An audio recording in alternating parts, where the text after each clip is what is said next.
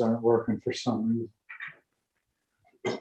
I have a meeting in Mentor at 7 that is probably going to last about 3.5, 4 hours. Oh my. Oh man. Yeah.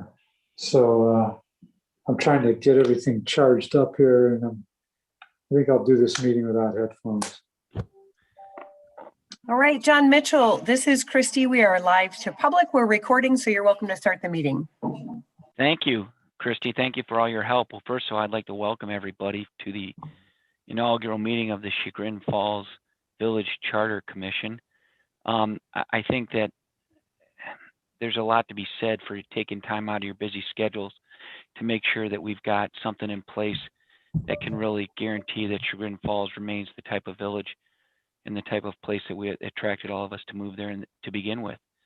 I am the chair of this commission, and I think I claim no specific expertise other than the fact that I did it once before, and it seemed that people seemed to appreciate what I did that time, so they asked me to do it again. I want to start. I think, Dale, you've got to give us an oath of office to kick things off, and then tonight I'd like to walk through generally kind of how I'd like to run the meetings, and then bring some things to everybody's attention, issues that have been forwarded to me, things we should be talking around, kicking around, and then call it, talk about what Dale had submitted before too, and then kind of open the floor up. I'm going to say this: there's only one hard and fast rule that I am going to insist upon. Well, two rules. One is that all meetings will last 1 hour, right? I mean, everybody here is doing a public service, and these are not marathons, and no one's going to lose family time because of the state of our poor village, right? And the second thing is that I know I don't have to say this, but I'm going to say it anyway. It's my expectation that everyone will be polite and considerate. We're in a Zoom world these days. I will promise I will do my absolute best to allow you to state whatever position you have, to make sure that your thoughts are considered, and we have the chance to explore your opinions on various subjects. But just to remind everybody, I can't imagine whatever degenerate into that, but we've seen some real doozies recently in the press and the way that some of the public officials have been behaving. If you want to appear by as a cat, I'll even let you do that. I'm really low maintenance. But just again, that we should all treat each other with respect and kindness, and remember that we're all here for the benefit of the village. And so those are kind of my opening thoughts. And if anyone has anything they'd like to say, feel free. But then I'd prefer to turn it over to Dale, have him swear us in. Then I'm going to ask everybody on the commission just 2 or 3 sentences about yourself and what attracted you to serve. That's all. Before you start, can I just thank you on behalf of the Village Council for agreeing to serve in these roles. I think the role that you play throughout this process is incredibly important to the village. The charter gives us home rule authority, and it sort of lets us make our choices about some of the ways our community is run. And I think those choices are part of what helps us develop this very authentic but community-focused fabric that we have here, and we're very lucky to have. So I appreciate all the time you're going to spend thinking about just some random ideas. I mean, not random, right there. Thought Sure. Out, some ideas just about how we function as a community, like what does make sense, and no hard feelings if you just like any of the suggestions that Dale or I put forth. Just thank you so much for taking all the time to consider these thoughts and evaluate them for us. We appreciate it. I was just sending Emily the link, but I see she's on. Okay. Okay, you want me to swear everybody in now that we have everybody here? We do.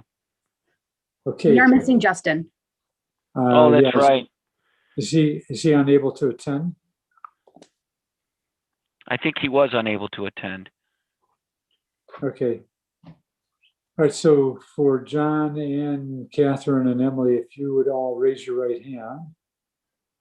Do you solemnly swear that you will support the Constitution of the United States, the Constitution of the State of Ohio, the Charter of the Village of Chagrin Falls, and all laws of the Village of Chagrin Falls, and that you will faithfully, honestly, and impartially discharge the duties of the office of Charter Review Commission member of the Village of Chagrin Falls, State of Ohio, during your continuance in said office?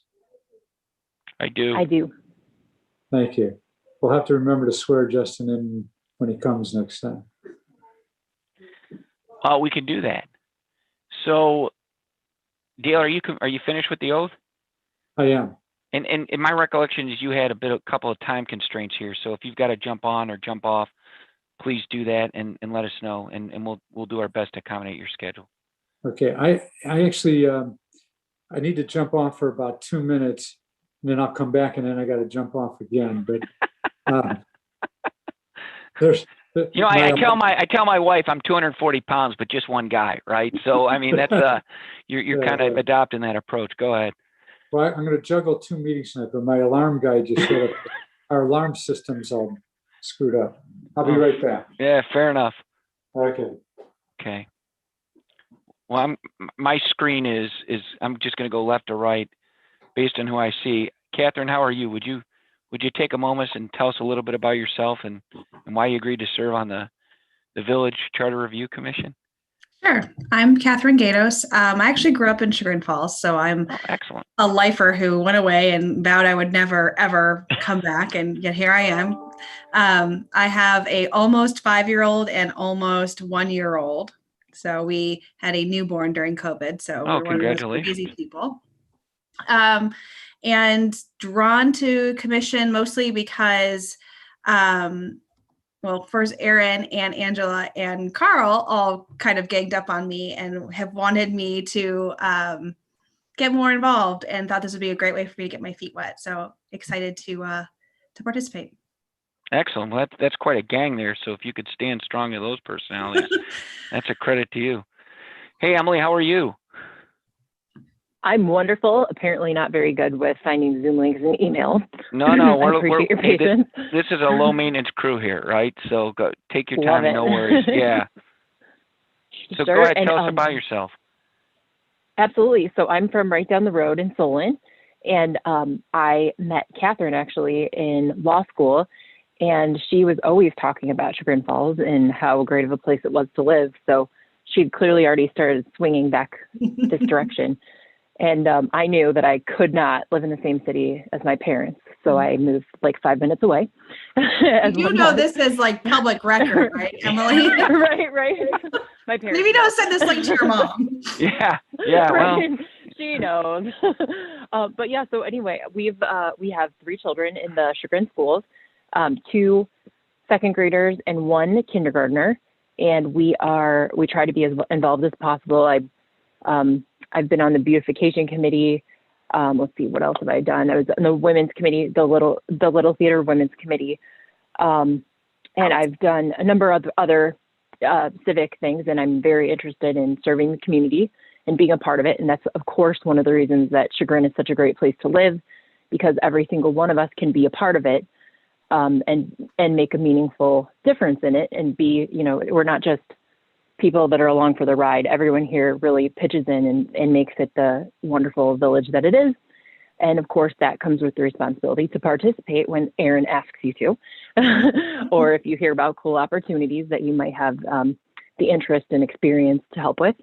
So I actually do a lot of compliance law, and I read regulations, statutes, and charter type documents all the time.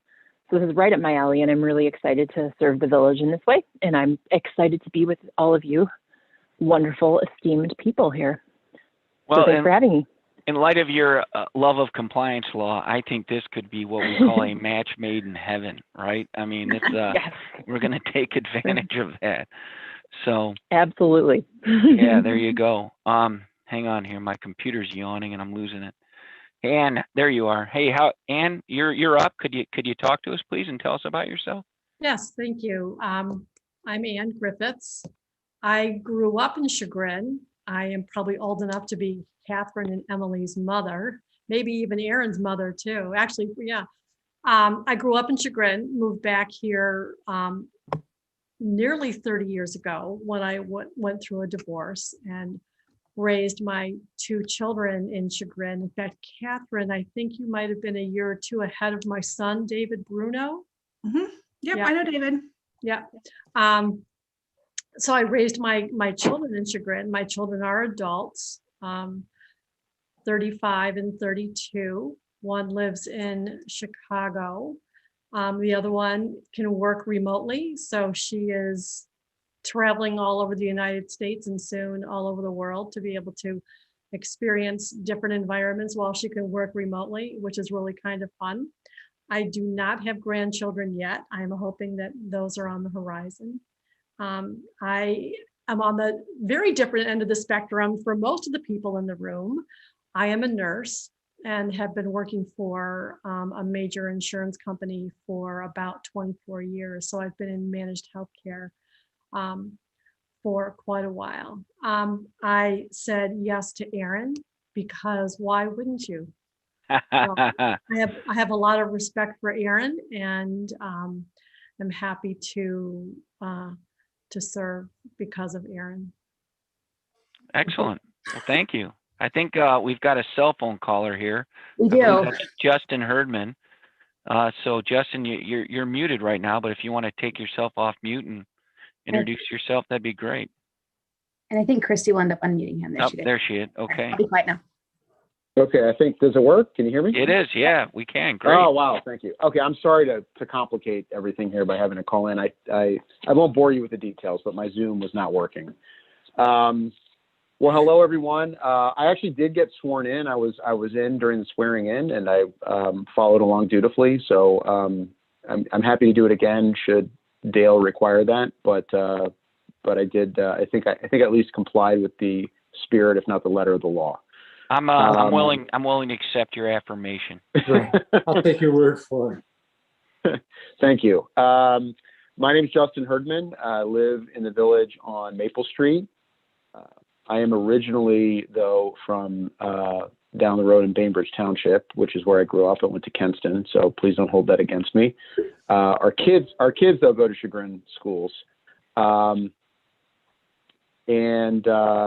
I'm really excited to be participating in this. I did help out on the Village Council for several years. I was a council member, served on BZA and a couple of other committees, and more than happy to weigh in on this when I was asked by the mayor to do this. So looking forward to it. Thanks. Well, I'll go last. My name's John Mitchell. I live on Bell Street. My wife and I, Ann, have 3 children who are 17, 14, and 11. They're all in the Chagrin schools.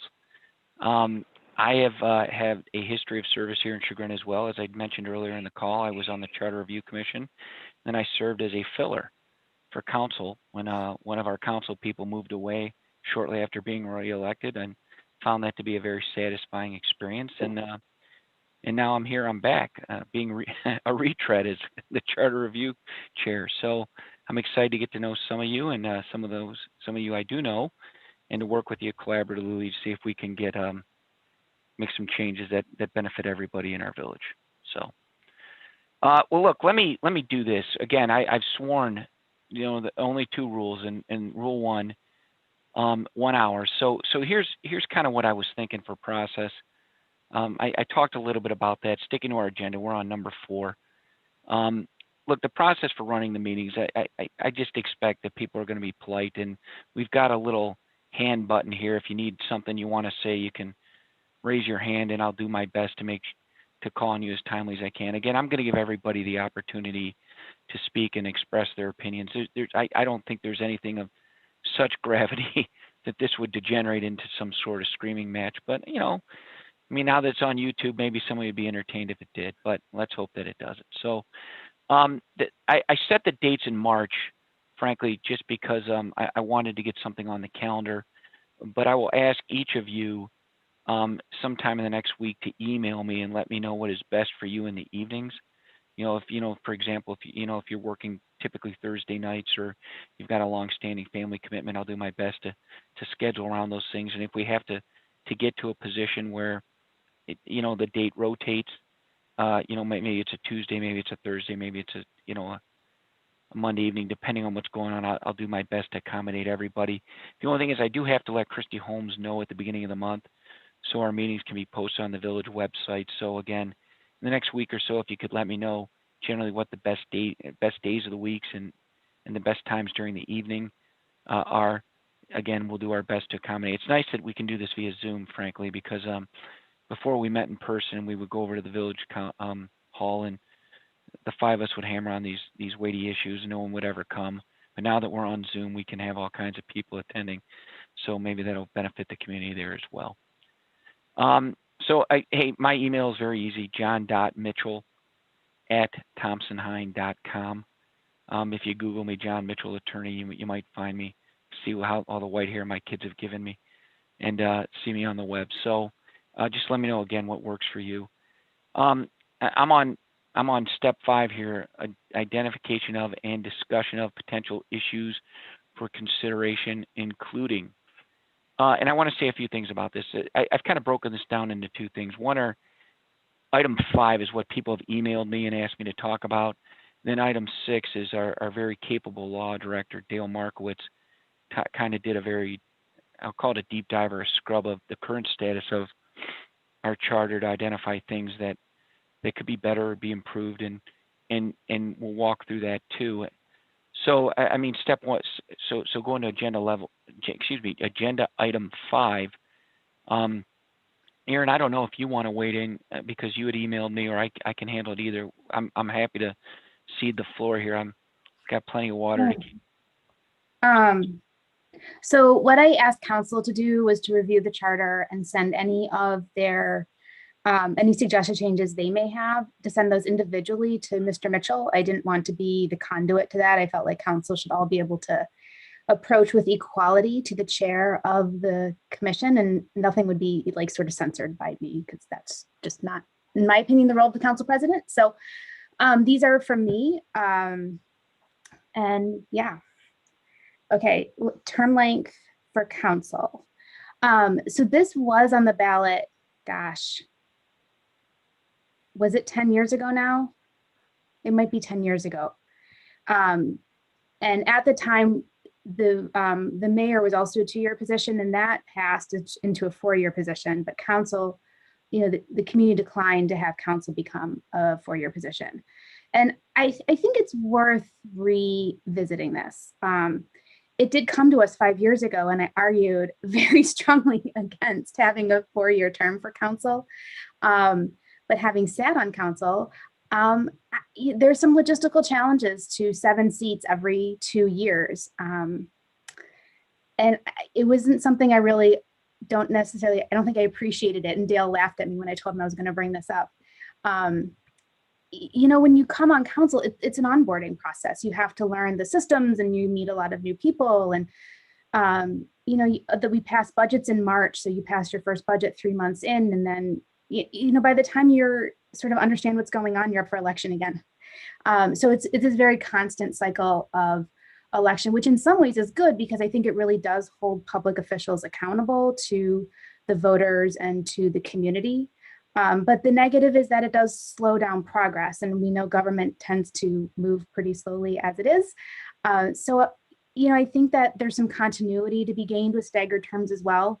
So my proposal to you guys would be to consider 4-year terms, 3 in the mayor on a cycle, and then 4 seats on the 2-year opposite cycle, if that makes sense. So we're never really, I just think I think the community would benefit from additional knowledge. I think knowing that you're there for 4 years, people are more likely to dive deep into issues and to learn more. There's a lot of learning, things like stormwater and road repair and road maintenance, and how we're organizing our roads, and those questions that we really ask a lot about a lot of the administration, even the functionality for people who sit on BZA or planning and zoning.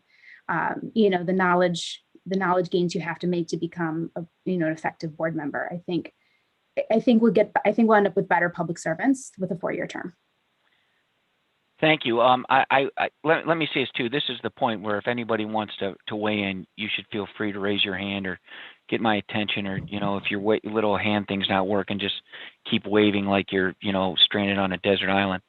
I will say, I remember discussing this with Erin 5 years ago, because I took the exact same position she did, and that was, let's decentralize the power of government. Let's allow people to be held accountable by the voters. And I mean, we were standing on Bunker Hill there, screaming up and down about why this was a bad idea. And then having served on council too, I think a lot of what Aaron says, frankly, makes a lot of sense.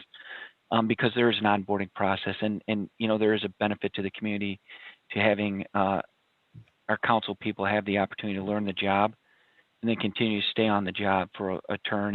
And I don't know if it's less expensive or not to handle an election, having only 3 or 4 people running at a time rather than 7, but there might be a consideration there as well. So again, we're not going to make any final decisions tonight. Every one of these will be fully vetted over the next 2 months. But those are just kind of my thoughts, shooting from the hip. Does anybody else want to weigh in right now? Oh, Emily, your hand's up. Thank you for using good Zoom protocol. Well played. Yes. It took me a second to find the hand, but you're recovering nicely. Well done. Right.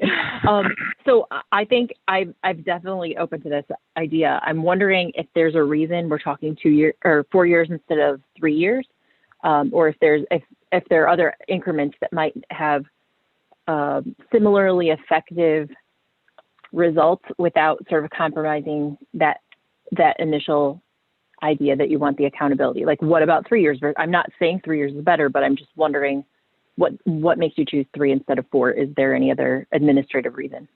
It was about balance, so that the mayor's a 4-year term, so that you would have 4 seats open 1 year, and then 2 years later you'd have 3 seats and a mayor.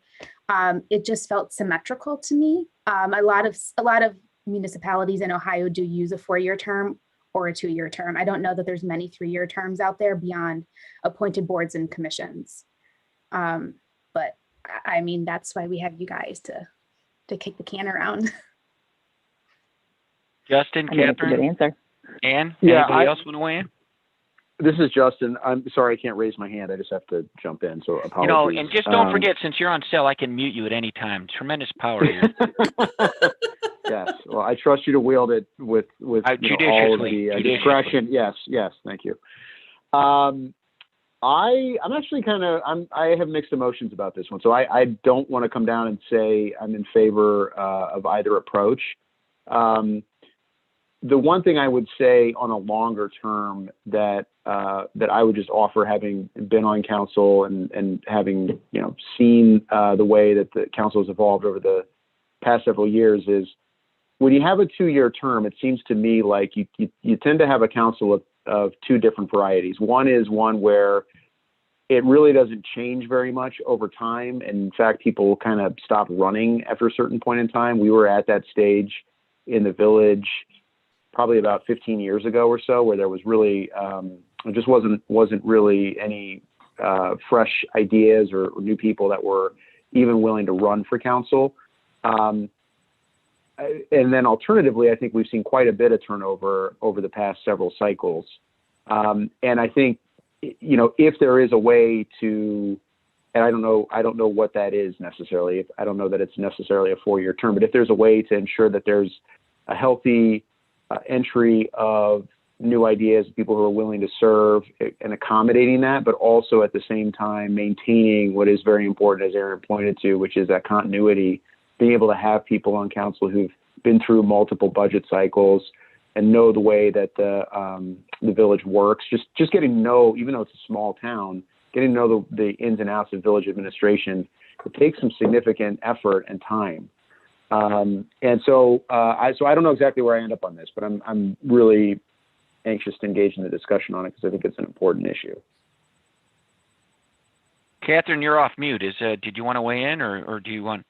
I was going to say pretty much the same thing, that I think there's value to each. And I think that if there's a way we could accomplish both the continuity that I think is important, but also having that appropriate turnover. I'm open to however we do that, but I think it's absolutely worth discussing. And it might not just be easy as switching 2 to 4. There could be all kinds of other solutions in there. It might even be something like some terms are 4 and some are 2. I don't think there's really any rule that says we have to have all the same term too. So there could be some that are meant to be long holding seats and some that are meant to be high turnover seats. So, just something to stew on for a while. Okay. Hey, all right. Quick follow-up on that. I've just thought of this, and Dale, maybe you know the answer offhand. just thinking this out, because that could potentially be a good idea. Is there some way to accommodate like an at-large as opposed to a ward level representation on council? Is that something that would be accommodated within the charter, or is there some other ORC provision or something else that would conflict with that? Dale ran away. He's hiding from us at the moment. Okay. We are all at large at this point. We don't have any wards in the Yeah. village. My understanding is wards don't generally kick in unless you're a city because of the size of the community. I had that somewhere in the deep, dark recesses of my brain as something that I had retained over time. So that doesn't surprise me. But anyway, I just wanted to ask the follow-up question. So we'll work it out though. Yeah, good. Aaron, I'm on 5B, succession planning for the mayor. So the mayor's term is 4 years. If the mayor were hit by a bus, because we have a lot of really big bus speeding problems in Chagrin Falls, the council president could actually serve as mayor without being elected for 4 years. And I just don't think that's a fantastic idea. I think that it should really come back to the community, whether. Wait a minute. Coming from the person who's next in line, who's saying no. Go ahead. I'm sorry. Yeah, right. Speaking to the person who's the council president in the middle of the pandemic. Right. Wear a mask. I feel like elected officials should be elected to the seat that they're sitting in. It just feels sort of not right that someone could sit in a seat for 4 years that they were not directly elected to. I think you could handle it in a couple ways. I think it could be at the next general election. It could be at the next local municipal elections, whenever the next council seats are up. It could be a maximum of 18 months or 12 months or 20, whatever. Like, I really am not set on how long it should be, but I don't think we should require a special election because that would incur costs for the community. And then we have weird voting and that's just too much. But I think that maybe with a 4-year term, it's not appropriate for the council president to sit in that seat for up to 4 years. Fair enough. And then tying in with this, if you do choose to recommend longer, like the 4-year term for council, I would also consider how long council can appoint a vacancy to council. So again, someone could get hit by a bus a week after being elected. And then how long can council really appoint that seat? Should it be a year? Should it be 2 years? Right now we can appoint for 2 years. I don't know that we've ever had to, but again, this is like, it's 1 out of 7 votes, which is slightly different than the mayor. But nevertheless, if we're going to go to a 4-year term, I would suggest that we not be appointing someone for 4 years to a seat they were not elected to. Emily, I see you have your hand up, but real quick before I go, Ann, I apologize. I skipped you last time. Did you have anything you wanted to weigh in on? That's okay. Believe me, I'm pretty outspoken. So if I have something to say, I'll fair speak enough. up. But one of my thoughts was what we kind of touched on this briefly. But what do other communities do in terms of terms for council representatives? Is it 2 years? Is there a something that that is more popular, which isn't necessarily the reason to do that, but is there a standard that works elsewhere? I'll tell you the nice thing about having Dale on these calls is he's like law director, and yeah, I'm not every city in Cuyahoga County, but quite a few of them, and he's got a broad and deep experience here, and so he can those are the types of questions he can address. So that's a good one, Ann. Just hold on to that one, and when we get him back, we can either answer or we can address it in another meeting. Emily, I saw your hand was up, and I don't know if you took it down or you're back. Sure. Go ahead. Yep, I took it down because I figured you were moving to me next. All right. First of all, what Ann said, I completely agree with. And just another thought, it was sort of like briefly mentioned, but the idea that we could have more rotating cycles appeals to me for council, because I think that would allow us to have, that would allow more points of entry for community members that are interested, so that they don't have to go against a slate of juggernauts that have been in the roles forever. So I think we can get a lot more people involved that maybe aren't going to run if they see the same names that they've always seen. And it will allow, I'm not sure if there's a disadvantage to say breaking it up by, two at a time or something like that. But I just think that will, in my opinion, ease the entry point for people. But pertaining to the mayor, I think there's another compelling reason that Aaron sort of alluded to but didn't say, according to our charter now, the president of council becomes the mayor, or has all the powers of the mayor, but does not cease to be the president, or the president of council, I believe, which means that not only is it going to be really a lopsided experience. I mean, Aaron could do it, but not only would it be a lopsided experience, but it would also sort of compromise the entire point of having that redundancy, I think. So I think that that's actually a really compelling, even more compelling than the first point, to do something about that and create a way that that's not going to be a long-term situation.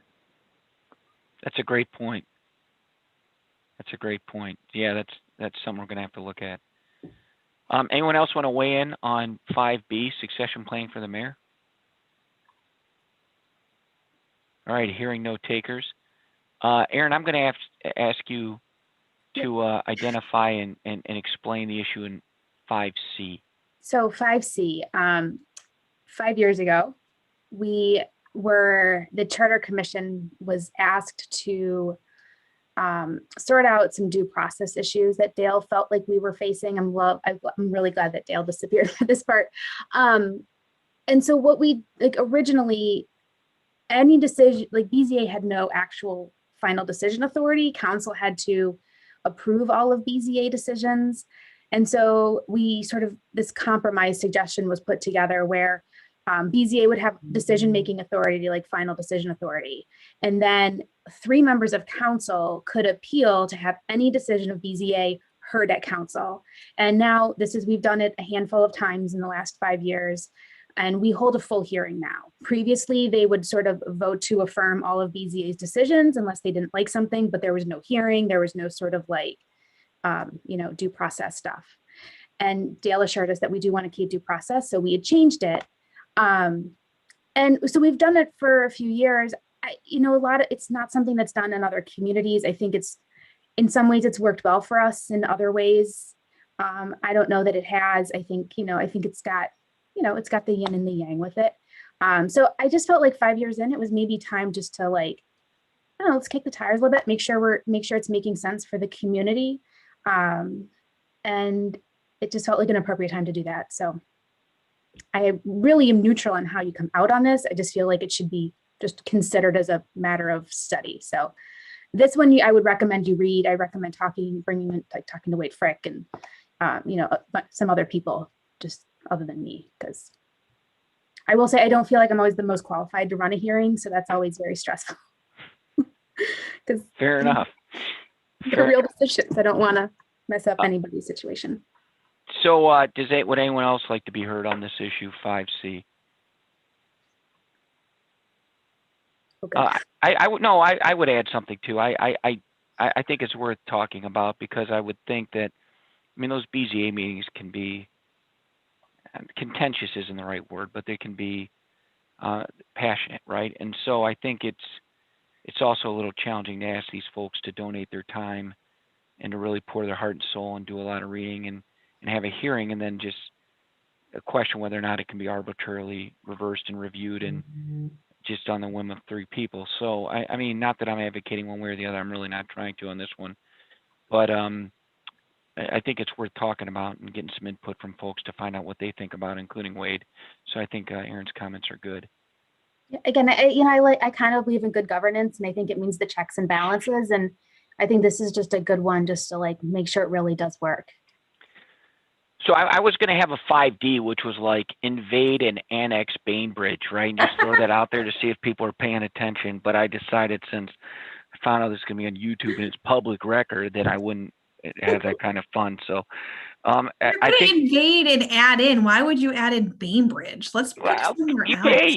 Hey, this is an open forum. Catherine, if you got someone else you want to grab, you tell me. We've got someone with a lot of tax revenue, please. Okay. Yeah, I don't know. I would really like my bills to go down, not up. No, that's fair, but I don't think we could handle Solon. Solon would be too much of a fight, right? So Emily's already said that she doesn't want to live with her mom. So if we annex Solon, then we lose Emily off a commission. So that's not going to work. So Emily, you've got homework. Figure out what the Charter Review Commission is going to recommend to council and the voters of our community in terms of annexing the various municipalities We around. were annexed. Yeah. Got it. I'll start looking at the map. Let me be clear. I do want my parents to move closer to me now to take care of my children primarily. Yes, to the whole YouTube world. I love my parents, I swear. Yeah. Well, hey, Dale is if you look at his screenshot there, he looks like he's wading in the Chagrin River. So I don't know if he's going to be back anytime soon. Maybe 5 minutes. Yeah. So he's put together. This is going to take. I'm thinking maybe we would spend one session just on Dale's comments to the charter alone, and what we could do is hammer out the issues that have been put on our plate, the 3 above, and the annexation of Bainbridge, and decide, maybe work through those over the course of the next few weeks, and then pick a dedicated session when we know that Dale's going to be available, and just ask him to come in and present on the issues that he's raised in his red line of our charter review, of our charter. So because look, I'd like him to explain them. He knows the issues. He's got the experience here. So unless anyone feels very strongly, I'd like to punt this one to a dedicated session sometime in the next month when we have Dale come in, and we'll cede the floor to him. We'll let him, if he's got bells and whistles and screen sharing he'd like to do, he can do that. And then we'll talk about what we think of his particular revisions to our charter. All right. Hearing no objections, we will move on. And our next, oh no, I lost our agenda. What are we on now? Miscellaneous. Miscellaneous. Is there anything that anybody would like to raise for the good of the order, or issues that they feel we should address while we have an opportunity? And you don't, look, this is not speak tonight or you're forever foreclosed from contributing, but maybe if there's something you hadn't considered or so. Oh, Emily, your hand's up. Way to go. Here's a problem, Emily. I only get like 6 people across the top. So if it's like the 7th person, I don't see it. So please forgive me. Go ahead. You're up. No problem. I'm in gallery view, so that helps. Yeah, you're killing me. Right. So I was actually, this is just more of a question since I'm new to this experience. I'm wondering if you guys have any recommendations, particularly those who've done this more than a round, of areas of ways that we can sort of get ourselves up to speed as members of the commission. For example, I was going to other communities' charter review commissions and looking at their public comments, things that their charter reviews have been addressing. But do you have any other ideas of resources for us to peruse? I know I sound like a real compliance nerd now. Like, I would love to read more about this. Do you have any ideas? This is important. I think all you're doing is talking yourself into the Charter Review Commission chair 5 years from now. So well played. I'll be frank. I rely very heavily on Dale for these kinds of things because you know, you're a better person than me. When I want my children to go to sleep, the first thing I pull out is the charter and start reading, right? So if you've got thoughts or things that I encourage you to go out and track down anything that you think is important. And I would also encourage you, if you have questions or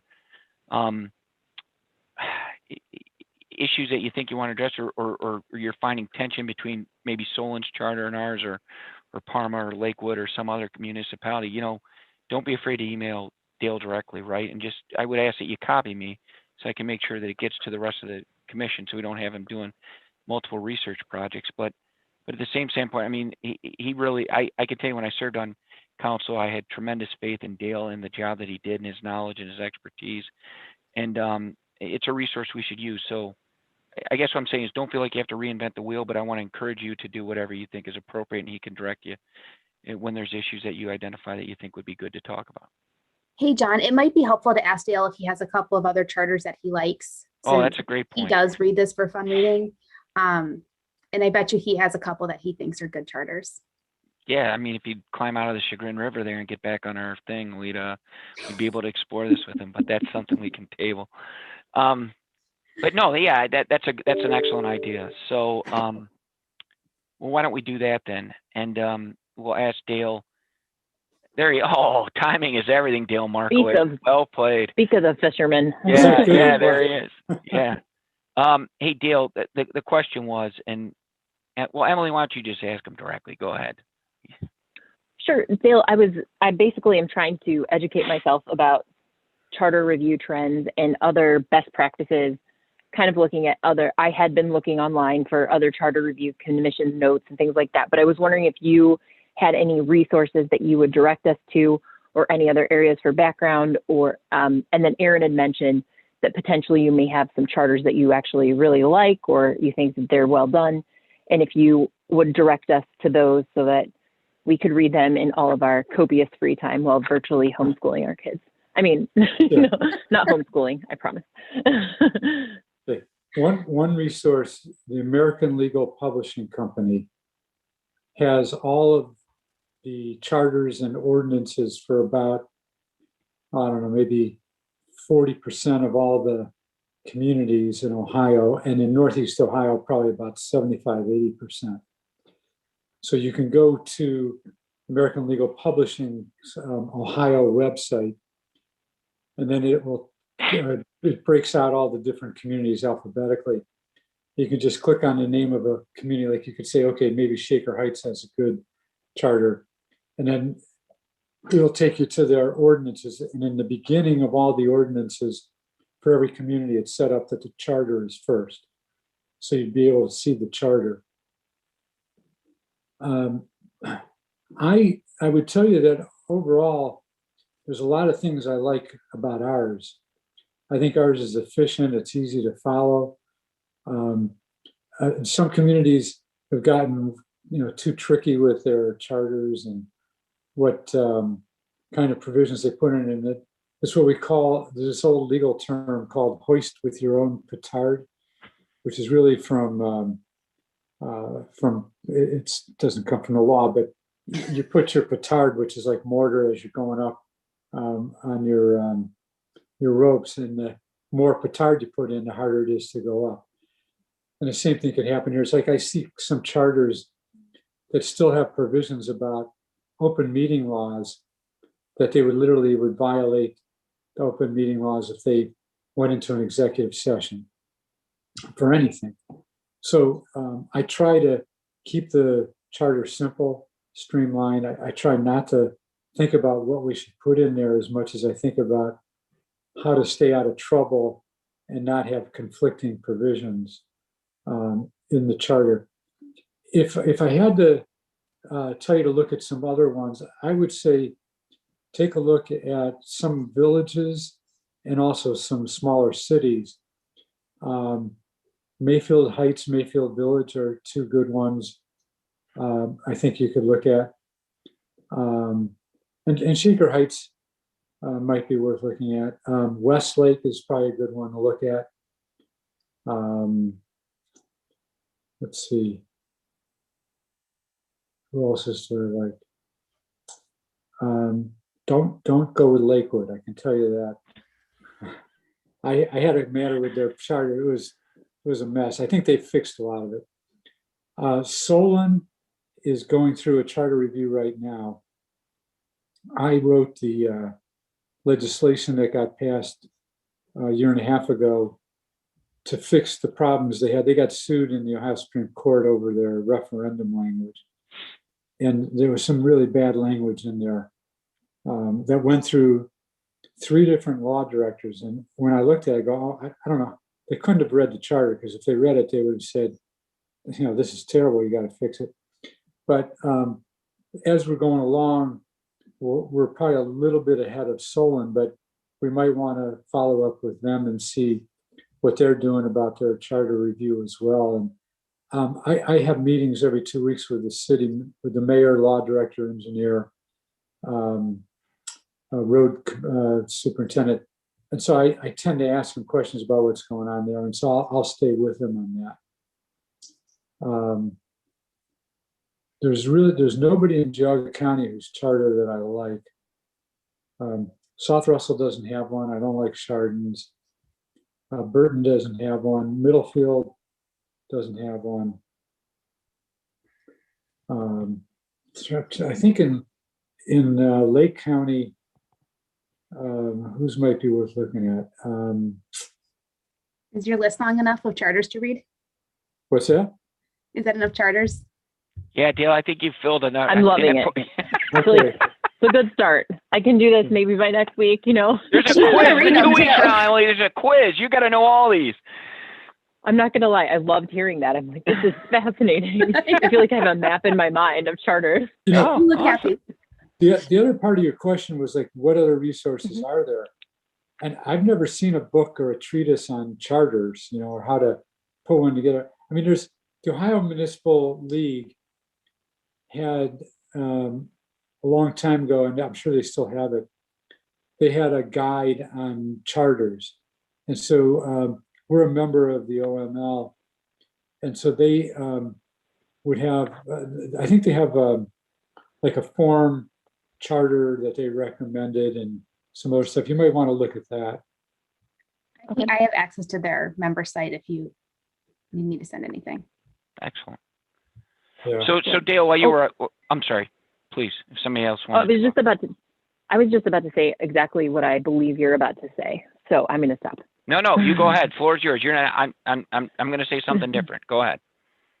I don't know. I was going to say to Dale that while he was gone, we talked about potentially talking about his suggestions at another session. You were but- going to say what I was going to say. Well done. Yeah, I yeah. could feel it. Wait, yeah. Right, but I wanted to hit on just one thing that I wanted to bring to the forefront before we even attack all of them. I really think he had put in a couple of items about other electronic meetings, virtual meetings as we call them, or electronic mail, and I think that is critical. And I'm glad he made those revisions, and I will also be looking at the charter to see if there's other places I may think that we need to integrate more remote options or make sure that we're authorized to do that in cases of emergent issues. There was It's a great just point. there was a bill just introduced in the legislature that will allow us to permanently have virtual meetings, which I think would be great. You could go to Hawaii or Scottsdale or wherever and Scottsdale, attend really? all the meetings.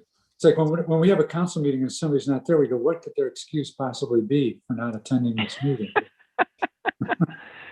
Well, hey, Dale, to follow up a little bit on what Emily was saying, I think what we'd like to do is have a dedicated meeting where you walk us through your suggestions to the council, or to the charter. We'll clear the floors. The only thing we'll do that night is we'll give you the floor. You can walk us through your red line version and why you think these are important changes, rather than try and piecemeal you in over 3 or 4 or 5 different meetings. So, one of the things I asked everybody to do was to email me about convenient times.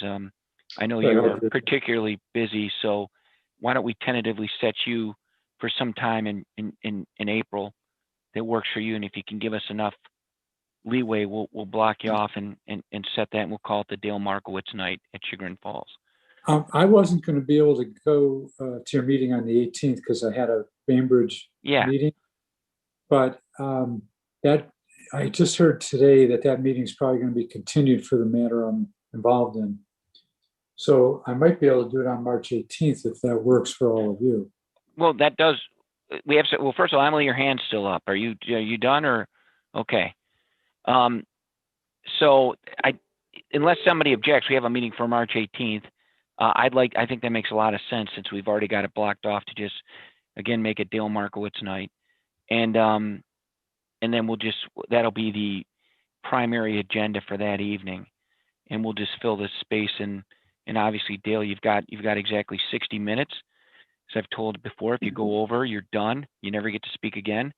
But if you do, I mean, if you get it done in under 60 minutes, then maybe we can transition to other things or just move on to the next meeting. So, Sure.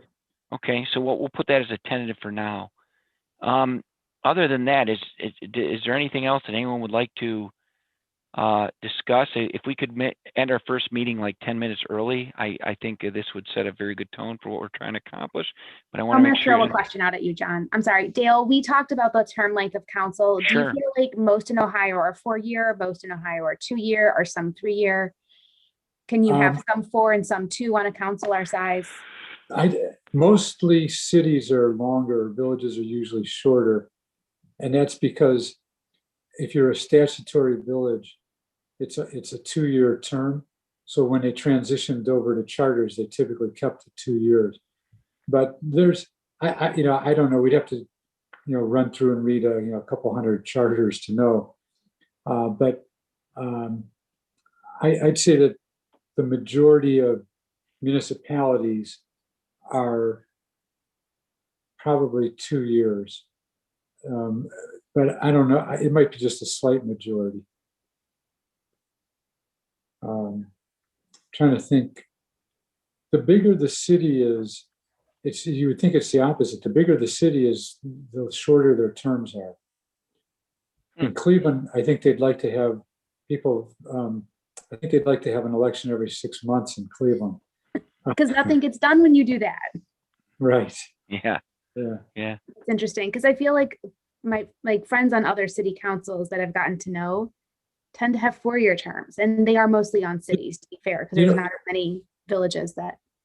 The resource I think that could help you is the Ohio Municipal League. I bet you they have statistics on that. Do you want me, I can email them if you guys would like.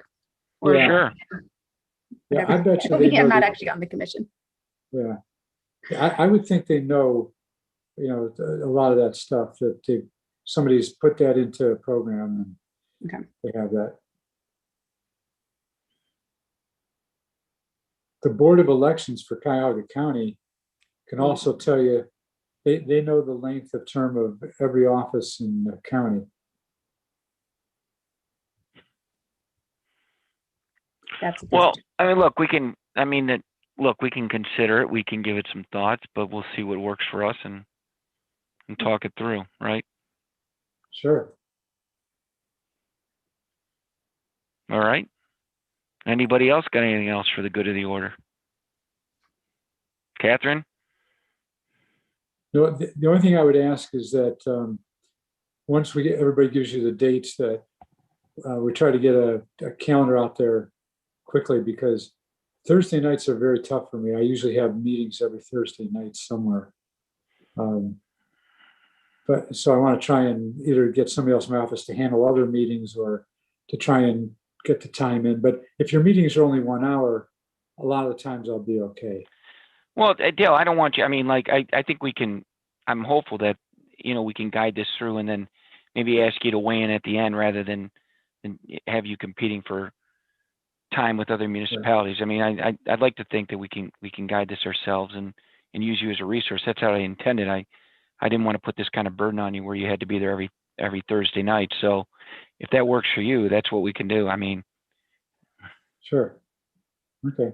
Well, I'll plan on the 18th being my presentation. Yeah, that's the big one, right? So you don't have to wear a tie either, all right? I want to, even though it's your night, all right? I got my, I know. I'm never wearing a tie again, by the way. No, you're smart, man. I tell my partners here that I have a clip on in my desk, so if it ever comes on, I'll just slap it on and go. Yeah.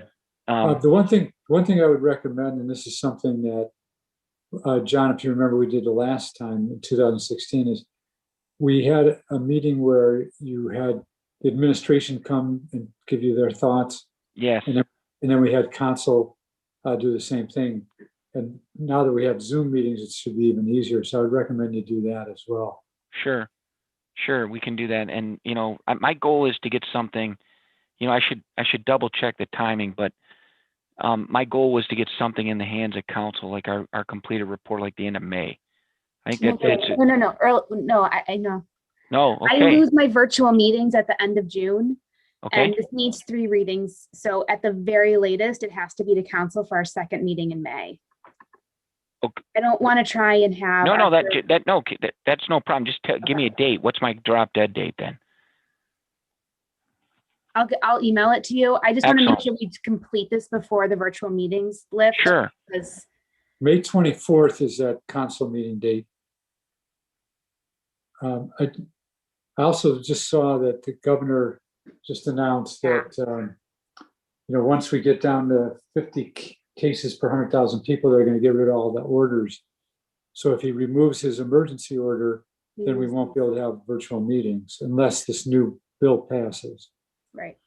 And my concern is just limiting public access to our meetings when we're talking about really big things. I really worry about what that transition back will be like. So I want to make sure that we make this as accessible of a process for everybody in the community as we can. Even though many people don't care, but I care. No, that's absolutely right. So then should we be shooting for a May 24th date to turn in our report? Is that what you're saying? At the latest, yeah.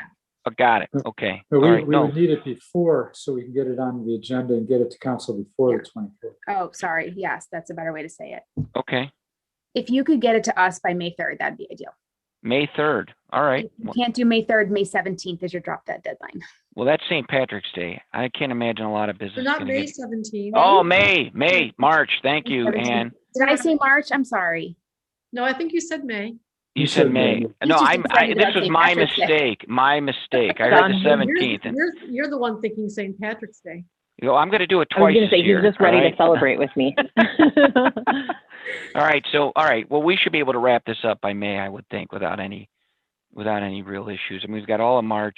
We have to have a couple of extra meetings in April to make sure we accommodate everybody. We should be able to do that. So we'll shoot for May 17th, and then we'll be good. But anything else anyone want to add? Rob, I haven't heard from you tonight. Anything?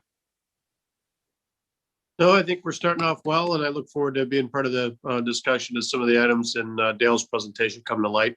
Some of those are some items I identified and discussed with him, and we felt we wanted to propose for consideration. Excellent. So I think we have some good thoughts here, and we're heading in a great direction. Look forward to being part of the process. Well, thanks for attending. Well, listen, everybody, I'm gonna close the meeting then, unless anyone has something else. Thank you all. First of all, it's a pleasure meeting all of you, and thanks for your service here to the village. Have a nice evening, everyone. Thank you. Thank you. You too. Thanks. Bye, everyone. Good night. That would be meeting adjourned at 6:56 p.m.